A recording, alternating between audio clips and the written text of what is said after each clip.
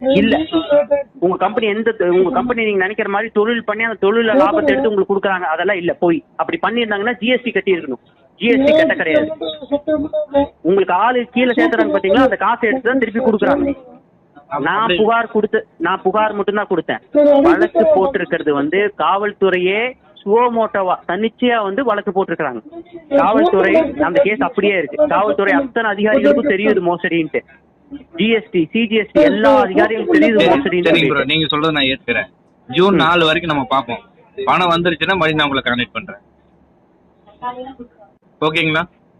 2 லட்சம் வந்துருச்சுன்னு ஜூன் 10 உங்களுக்கு பேமெண்ட் போடுறேன்னு இருக்காங்க. 2 லட்சம் வரலன்னா என்ன பண்றீங்க நீங்க சொல்லுங்க. நான் நீங்க சொல்றதை அப்செட் பண்ணிக்கிறேன். இது நான் நீங்களும் வச்சுக்கலாங்களா? ஜூன் 10ஆம் தேதி உங்களுக்கு 2 லட்சம் ரூபா வரணும். கரெக்டுங்களா கணக்கு? கண்டிப்பா. 2 லட்சமா எவ்வளவு வரணுங்க? 50,000 எவ்வளவு எடுத்துருக்கீங்க மாசம்? எனக்கு 39,000 ரூபா வருங்க மாசம். எவ்வளோங்க? 39ங்க. 39,000னா அப்ப வந்து கிட்டத்தட்ட உங்களுக்கு வந்து 1,56 வரணும். கரெக்டுங்களா? ஓகேங்க. நான் சொல்றது கரெக்டுங்களா? ஜூன் 10ஆம் தேதி உங்களுக்கு 1,56 கொடுக்கறதுக்கு வாய்ப்பே இல்லை. மேக்சிமம் 10,000 15,000 இல்ல 20,000 போட போறாங்க. அதை தவிர்த்து உங்க கம்பெனி கிட்ட காசு இல்லைங்கிறேன் நானு. நீங்க என்ன சொல்றீங்க? போட்டு அப்புறம் பாத்துக்கலாம் அப்படின்னு சொல்லுவாங்க.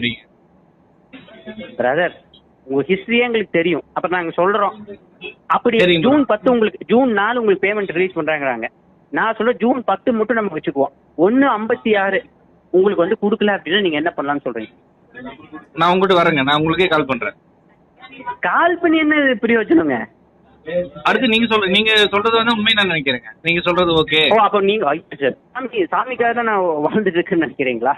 இல்லைங்க ப்ரோ, நம்மளும் ஒரு எதை எடுத்தவன் கவுத்தான் முடிவு பண்ண முடியாது. ஏன்னா நாங்க இத்தனை நாளா அனுபவிச்சிட்டோம். கரெக்டா வந்துட்டு இருந்துச்சு மாசம். ஒரு மோசடி, எந்த மோசடி வேணாலும் எடுத்துக்கோங்க, 3 வருஷம் 4 வருஷத்துக்கு எந்த ஒரு கம்ப்ளைண்ட் கூட வராது. அதுக்கப்புறம் அவன் மூடிட்டு போகும்போது தான் கம்ப்ளைண்ட் கொட்டுன்னு கொட்டும். இதுதான் 25 வருஷம் நடந்துட்டு இருக்கு. 25 வருஷம். நான் ஜூன் 10 உங்களுக்கு நான் கூப்பிடுறேன். அல்ல, அது என்ன நீங்க சொல்லிருங்க. அப்படி கொடுக்கலன்னா என்ன சொல்றீங்க? கம்ப்ளைண்ட் கொடுக்கறதுக்கு நீங்க தயாருங்களா? இப்ப நீங்க சொல்லிருக்கீங்க பாருங்க. என்னதுங்க? நான் உங்களுக்கு வரேங்க. கண்டிப்பா நீங்க அந்த டைம் முடிவெடுங்க. அந்த டைம் நம்ம 2 பேரும் பேசுவோம். அந்த டைம் என்ன சுச்சுவேஷன் அதுக்கேற்ற மாதிரி முடிவு எடுக்கலாம். தப்பு கிடையாது. பாருங்க, சிச்சுவேஷன் இப்ப அதுக்குள்ள சிச்சுவேஷனு அது எதுன்னு சொல்லி ஒரு ஸ்டாண்ட்ல உங்க கம்பெனி மேல உங்களுக்கே நம்பிக்கை இல்லைங்கிறது நம்பிக்கை இருந்ததுனாலதான் எனக்கு ஆதங்கலாம் இல்லைங்க. எனக்கு 100% நம்பிக்கையோட நான் பேசுறேன். உங்களுக்கு 100% நம்பிக்கையோட இருந்துச்சுன்னா எனக்கு இருந்தாலும் நீங்க சொல்றீங்க பாத்தீங்களா, வராதுன்னு சொன்னீங்க இல்லையா, அதுவே நம்ம ஜூன் 10 நம்ம டீல் பண்ணிருக்கோம். நானே உங்களுக்கு கால் பண்றேன். என்னோட கேள்வி உங்களுக்கு புரிஞ்சுதுங்களா? நான் 100% நம்பிக்கையோட ஜூன் 4 உங்களுக்கு சொல்லியிருக்காங்க. நான் தள்ளி வச்சு ஜூன் 10க்கே சொல்றேன்.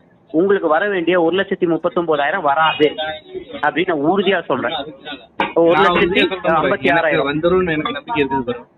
100% நம்பிக்கை இருக்குதுங்களா? நம்பிக்கை. அதுக்கு நம்பிக்கை. அப்ப நீங்க வந்து சொல்லுங்களேன். அப்படி இல்லைன்னா நான் கம்ப்ளைண்ட் கொடுக்கற தயார். நீங்க என்ன சொன்னாலும் தயார்னு சொல்லுங்களேன். ஜூன் 10 1,56,000 ரூபாய் எனக்கு வரலன்னா நீங்க என்ன சொன்னாலும் தயார். கம்ப்ளைண்ட் கொடுக்கற தயார்னு சொல்லுங்க. சரிங்க, கண்டிப்பா வந்துருங்க. நினைக்கிறேன் சார். கண்டிப்பா வரும்னு சொல்றீங்க இல்லைங்க? அது சொல்றதுக்கு உங்களுக்கு பயம் இருக்குது. அதுக்கப்புறம் நானே உங்களுக்கு வரணும்னு சொல்றேங்க. வரேன்னு சொல்றது இல்ல, நான் கம்ப்ளைண்ட் கொடுக்கற தயாரு. சரி, நீங்க எனக்கு அந்த டைம் சப்போர்ட் பண்ணுங்க. நான் சப்போர்ட் பண்றது செகண்டரி, தூக்கி வைங்க. நீங்க வந்து சொல்லுங்க, இது நான் வந்து தயாரா இருக்கிறேன் அப்படின்னு நீங்க சொல்லுங்க. ப்ரோ, வராம இருந்தா தானே இப்ப எப்படி திடீர்னு எப்படி கன்ஃபார்ம் மோசடி சொல்றாரு? ஒரு நிமிஷம், உறுதியா நீங்க வரும் நம்புறீங்கல்ல? ஆமா. அப்புறம் ஏன் இதை சொல்றதுக்கு பயப்படுறீங்க? அதுதான் நான் போவே தேவையில்லைங்கிற வரும் தான் சொல்றேங்க. கம்ப்ளைண்ட்டுக்கே போதாவில்ல வருங்கிறேன். பிரதர், நான் எவ்வளவு உறுதியா சொல்றேன். நான் உறுதியா சொல்லிட்டு அப்படி இல்லைங்கிற பட்சத்துல நீங்க வாங்கன்னு கேக்குறேன். உங்களுக்கு அந்த மாதிரி கேட்கறதுக்கு ஏன் உங்களுக்கு தோண மாட்டேங்குதுங்க? ஏன்னா உங்களுக்கே வந்து நம்பிக்கை இல்லை. சரி, ஓகே, ரைட். உங்களுக்கு 1,15,000 ரூபா வந்திருக்குது. அதுல இருந்து 2,80,000 ரூபா உங்களுக்கு கொடுத்துருக்காங்க. இந்த 2 லட்சத்தை உங்களுக்கு அதிகமா கொடுத்தது எப்படி கொடுத்தாங்க சொல்லுங்க? அது ஒவ்வொரு கம்பெனியும் தன்னுடைய பிசினஸ் செக்டருக்கு வந்து வெளில சொல்ல மாட்டாங்கல்ல ப்ரோ. அப்படி எல்லாம் கிடையாது. இந்த அளவுக்கு தான் உங்களுக்கு நாலேஜ் இருக்கு. எந்த நிறுவனமா இருந்தாலும் நாங்க இந்த சீக்ரெட்டுங்கன்னா எதுல சீக்ரெட் வைக்க முடியும்னா, இப்போ எப்படி இங்க KFCன்னு வச்சிருக்கான், அவன் எப்படி உற்பத்தி செய்யறாங்கிறதுல சீக்ரெட் வைக்கலாம். நான் எப்படி தொழில் செய்யறாங்கிறதுல சீக்ரெட் வைக்க முடியாது. எல்லாம் பைத்தியக்காரங்க தான் இப்படி வந்து உங்களை மாதிரி தொழில் என்னன்னே தெரியாதவங்க தான் அவங்க கிட்ட தான் இந்த மாதிரி வந்து அந்த மாதிரி கேனத்தனமான இதெல்லாம் சொல்லிட்டு இருப்பா. அப்படிலாம் சொல்ல முடியாது. நீங்க ரெக்கார்டிக்கலா கவர்மெண்ட்டுக்கு காமிக்கணும், இந்த பொருள் தான் உள்ள வருது, இவ்வளோக்கு நான் வந்து வாங்குறேன், இவ்வளோ நான் வந்து இதுல மாத்தி செய்யறேன், இப்படி நான் விற்கிறேன், இதுதான் என்னோட லாபம், இதுக்கு நான் ஜிஎஸ்டி நான் கவர்மெண்ட்டுக்கு இவ்வளோ கட்டுறது எல்லாமே மக்கள்கிட்ட சரி கவர்மெண்ட் கிட்ட சொல்லணும். நீங்க நினைக்கிற மாதிரி இப்படி நான் வந்து சொல்ல மாட்டேன் அதான் சீக்ரெட் எல்லாம் சொல்ல முடியாது. எங்கிட்ட சொல்ல தேவையில்லை, கவர்மெண்ட் சொல்லிருப்பாங்க தானே, விட்டு வச்சிருக்காங்க. ஒரே நிமிஷம், கவர்மெண்ட் விட்டு எல்லாம் வைக்கலைங்க. கவர்மெண்ட்டுக்கு ஏன் ஜிஎஸ்டி பல்வேறு ஜிஎஸ்டி ஆரம்பிச்சிருக்காங்க, ஏன் ஒரு நல்ல நிறுவனத்துக்கு ஒரு ஜிஎஸ்டி இருக்குது, உங்க நிறுவனத்துக்கு மட்டும் 100கணக்கான ஜிஎஸ்டி இருக்குது. எல்லாமே வந்து கவர்மெண்ட் எப்படி ஏமாத்தணும், என்னென்ன லூப் ஹோல் இருக்கு, எப்படி ஏமாத்தணும், அதை மட்டுமே செஞ்சிருக்கிறாங்க. மற்றபடி ஒண்ணுமே இல்லை. நீங்க எந்த தொழிலும் செய்ய கிடையாது. 2000 கோடி வசூல். சரிங்க ப்ரோ, இப்போ நான் இன்னைக்கு சொல்றேங்க, ஜூன் 10ஆம் தேதி நான் உங்களுக்கு கூப்பிடுறேன். அப்ப நீங்க என்ன சொல்றீங்களோ, நான் வந்துருச்சுன்னு சொன்னா நீங்க விட்டுருங்க. வள்ளின்னு சொன்னாக்கா நீங்க என்ன சப்போர்ட் பண்றீங்களோ, நான் என்ன சுச்சுவேஷன்ல இருக்குன்னா அதுக்கேற்ற மாதிரி நம்ம பிளான் பண்ணலாம். சப்போஸ் 1,50,000 வராட்டி இல்ல, ஒரு விஷயங்க, உங்களுக்கு என்ன 1,15,000 கட்டி 2,80,000 எடுத்துட்டீங்க, உங்களுக்கு கீழே சேர்த்து விட்டீங்க பாத்தீங்களா, அத்தனை பேர்த்தோட வாழ்க்கையை நீங்க முடிக்கிறீங்க brother. அவ்வளவுதான். இது நான் உங்களுக்கு என்ன சப்போர்ட்டோ, நீங்க வந்து ஏமாந்துட்டேன்னு சொல்லும் போது, ஆமா இவங்களுக்கு எல்லாம் காசு வரலன்னு சொல்லும் போது நான் சப்போர்ட் பண்ண போறேன். ஓகேங்களா, அது வேற. அந்த நிலைமைக்கு போக தேவையில்லைங்க. இருந்தாலும் நீங்க சொல்றதை அக்செப்ட் பண்ணிக்கிறேன் பிரதர். உங்களுக்காக நான் அக்செப்ட் பண்ணிக்கிறேன் பிரதர். எனக்காக இல்ல பிரதர், எனக்கு என்ன உங்க கம்பெனி எனக்கு ஸ்டோர் போட்டுதுங்களா, அதெல்லாம் கிடையாது. நாங்க மக்களுக்காக போடுறோம். கண்டிப்பா நாங்க அதை வந்து நாங்க வந்து சப்போர்ட் பண்றதுக்கு தயாரா இருக்கோம். அதெல்லாம் மாற்று கருத்தே இல்லை. நானா ஒன்னே வந்து தெரிஞ்சுக்கோங்க, உங்களுக்கு வந்த காசு நீங்க உழைச்சு சம்பாதிச்ச காசு கிடையாது. இவனுக்கு என்ன பண்றாங்கன்னா, உங்களுக்கு கீழே இருக்கிற சேர்த்து விட்டுருக்கீங்க பாத்தீங்களா, அவங்களோட காசு எடுத்து உங்களுக்கு கொடுக்குறாங்க. இதுக்கு தான் கவர்மெண்ட் வந்து மணி சர்க்குலேஷன் பண்றாங்கன்னு சொல்லி அத்தனை விசாரணையும் பண்ணியிருக்கிறாங்க. இப்பவும் ஐயோ இது நல்ல கம்பெனி அப்படின்னு சொல்லிட்டு விட்டு வைக்க கிடையாதுங்க. இஓடபிள்யூ பொருளாதார குற்றப்பிரிவு வந்து சிபிஐ இது விசாரிக்கணும்னு சொல்லிட்டு கோர்ட்ல வந்து கேட்டுட்டு உட்காந்துட்டு இருக்கிறாங்க. அவ்வளவுதான் நான் தவிர்த்து உங்க நல்ல கம்பெனின்னு சொல்லிட்டு உங்களை விட கிடையாது. சரிங்க ப்ரோ, நானும் உங்க சப்போஸ் நீங்க சொல்றது மட்டும் உண்மையா இருந்துட்டா நானும் உங்க இதுல இணைஞ்சு பயணிக்கிறேன்.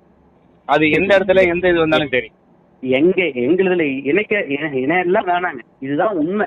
இத வந்து தயவு செஞ்சு புரிஞ்சுக்கோங்க. நாங்க போராடுறது உங்களுக்காக மட்டும் இல்ல, இனிமேல் இப்படி மோசடிகள் வரக்கூடாது, ஒரு மோசடியாச்சும் நடக்கும் போது தடுக்கணும் அப்படின்னு சொல்லிட்டு உடனே வந்து அந்த கியூ நோட்டு போட முடியாது, ஹெச்பி போட முடியாது.